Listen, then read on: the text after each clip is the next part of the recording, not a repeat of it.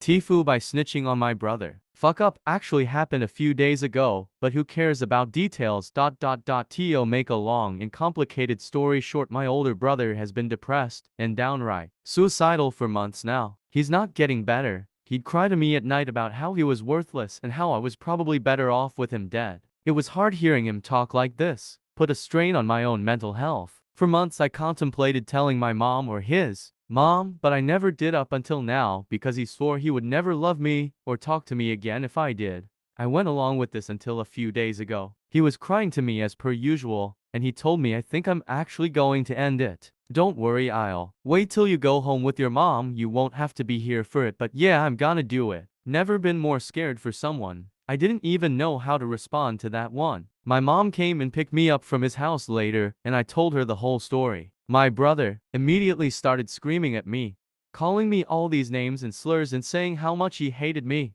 My mom was trying to calm him down and talk to him. Then he called our dad and made arrangements for him to come and help. We obviously had to stay and wait for him to get there because if we left, who knows what would have happened. Whole time brother just gave me the hardest death stare. Fast forward to today, he really stuck to his word. He doesn't love me anymore and he's made it painfully clear. He's told me countless times. He refuses to answer the phone for me or answer my texts. Only text I ever got back from since was a fuck you as a response to me saying I was sorry and that I loved him. This situation is fucking destroying me. I haven't had an appetite in days. I don't want to talk to nobody or look at nobody. I just cry all the time. He'll never talk to me again, all because I didn't listen to him. You don't understand how much I fucking love my brother, but now he's gone just like that and it's all my fault. Fuck everything about this situation. I will never forgive myself. Cheat on me, I will ruin your confidence. NSW. Posted this to petty revenge but got a message saying it would be better here. This happened back in 2019. I was dating a guy for 8 months. I'm gay and a transgender man, on testosterone but no surgeries. He was bi, so I think the relationship is going fine.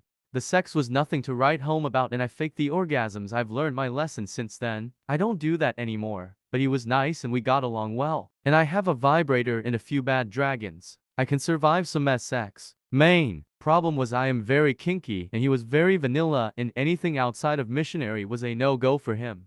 And he never went down on me. So I find out from a friend that he was cheating. I snoop and yeps. Read his phone while he was in the shower if your passcode is your birthday. Good luck with privacy. Turns out he had been having sex with a woman for 6 months out of our 8 months dating. And he told her in great detail how it felt wrong to have sex with a vagina with a man's face and build attached. And how he much preferred sex with her as a result and I looked like an abomination. Look, if you aren't into trans people sexually, that's fine. I'm not gonna call you a transphobe. People can have preferences and it's understandable. But this was a guy who up until then seemed totally fine with me being trans and had called me attractive and said he loved my body. So, I was furious. But I knew that if I broke up with him and revealed what I knew, he would get to know that he had hurt me. So I decided to be a petty asshole instead. I sat him down and said I needed to talk to him. And I revealed that I wanted to go poly and have sex with other people, but only date him. He was stunned and asked why. And I looked him in the eyes and said our sex life is terrible. Your dick is too small and you're boring in bed. But our relationship is great. I'm just tired of faking orgasms and want better sex. He looked like a truck hit him. I will never forget that conversation. And I acted all excited and was like, you can explore too. I know being trans, I don't have the typical body, and I love that you love my body.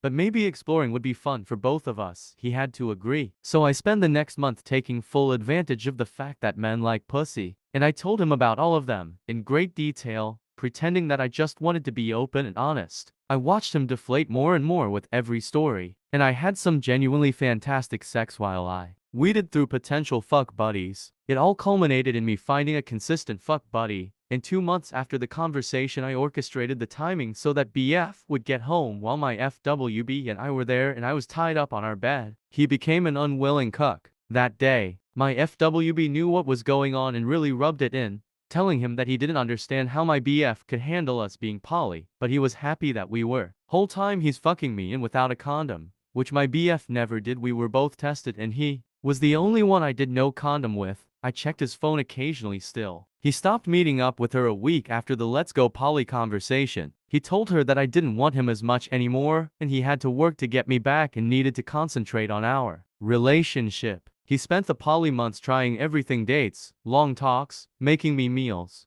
getting me comics, my equivalent of flowers. I had stopped fucking him 2 weeks after the poly convo. It took a few months, but with a lot of me asking for it and saying it would strengthen our relationship and help him learn what I liked in bed. I got him to be present for an entire BDSM scene. Sad cuck in the corner, and I had an absolute blast. When it was over and I had come a few times, I asked my FWB to give us a few minutes. I looked at my BF and said it was over. He wasn't enough in bed and I deserved a good sex life and didn't want to do poly. He was absolutely shattered and kept begging to stay together and he would learn to be better in bed. And I said no and kicked him out. I'm fully aware that I was not a good person for this. I'm okay with it. The FWB and I had fun for another few months before he moved. I blocked my ex on everything. I never revealed that I knew he had cheated. I wanted to win, and I won. Whatever size a dick is, it's fine. I don't believe that having a small or average dick is a problem. I was just being petty.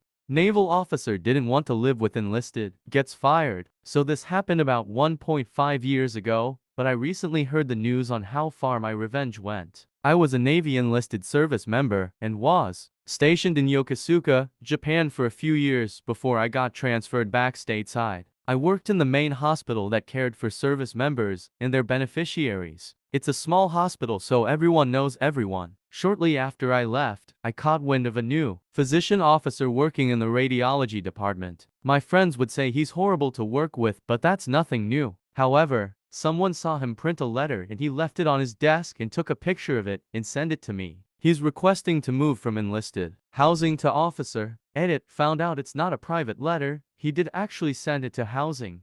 And most of housing is ran by enlisted members. For context, military housing is available for those who are married, have a family, or are qualified based on their rank and depending on the military base itself. Typically, officer housing is much nicer than the enlisted. In Yokosuka, housing is basically the same all around because it's overseas. But most of the housing are apartments and each apartment complex is called a tower. Example, Fuji Tower. There are 9 towers and 2 are for officers since enlisted members outnumber officers by a lot. Now, one thing about the military, shit happens. When getting stationed, it is the active duty member's responsibility to either apply for housing on or off base before arriving, depending on what is allowed. If there is limited space and you don't apply for housing on time, then you get put where there is space. So our new officer got placed in an enlisted tower. Mind you, enlisted members have families of their own and other officers have been placed in enlisted housing before without an issue. Here are some quotes in his letter, and yes, this guy has a PAAAHDAANDDDDHEHE.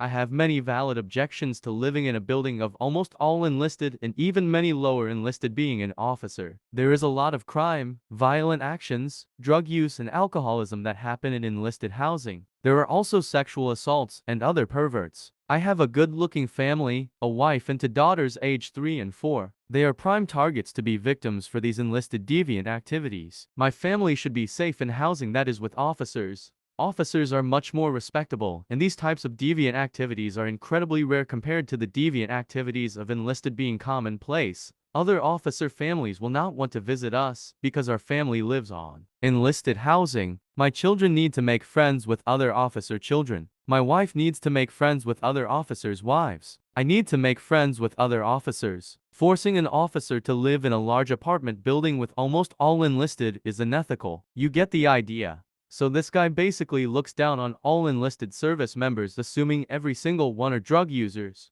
perverts or pedos, criminals, etc. The kicker, he was an enlisted army member before going to officer school. In civilian terms, think of a manager that discriminates and calls all of his subordinates criminals, violent, alcoholics, pervs, drug users, etc. based on your job position, forgetting that some have a family and maybe aren't any of those things. And he not only have the authority to ruin your work life, he can ruin your work personal life, deny days off, make you stay late, write you up if he doesn't like you and not letting you promote. Safe to say, everyone was pissed and I have nothing to lose. I was separating soon and figure I'd have some fun before I get out. I created a burner Facebook account and posted the letter and the officer's picture on a popular military enlisted group page. Within 2 days, it spread like wildfire. But I wasn't done yet. The military has something called challenge coins. Think of trading cards but custom coins that come in many shapes and sizes. I designed one with his face and a big middle finger in the back. On top of that, I designed stickers to show how proud us deviants are. Other coin designs came from other people as well,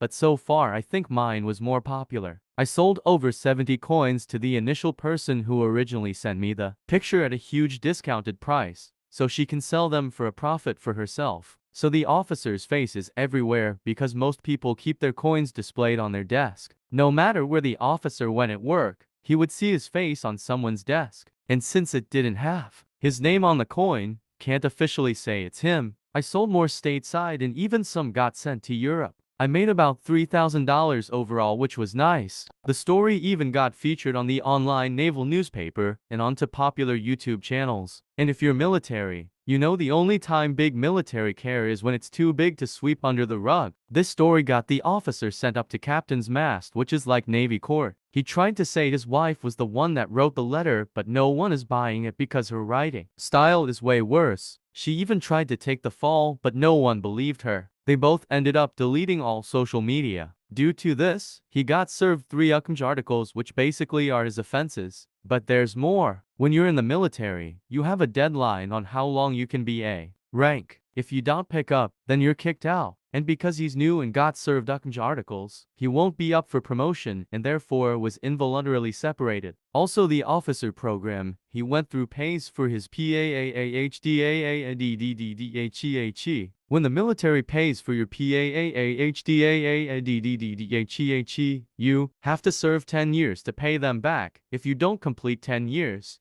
you have to pay the military back with money instead of time. So he lost his job and now has to pay back the military for his PAAHDAADDDHEHE, and since it takes a while for the paperwork to have him and his family sent back stateside, you can bet he socially suffered because no one worked with him. Edit: the hatchet became a symbol of enlisted deviance because in his letter he stated that 2 gangs were attacking each other with hatchets and other weapons at an enlisted housing unit.